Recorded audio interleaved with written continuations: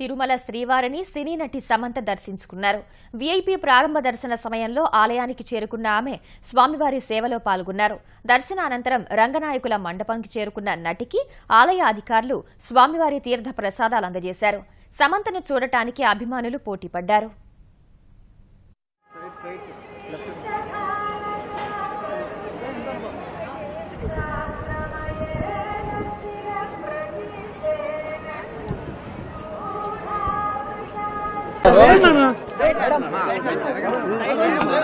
first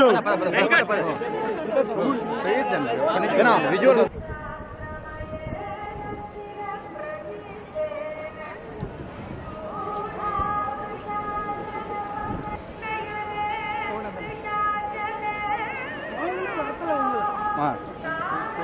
side left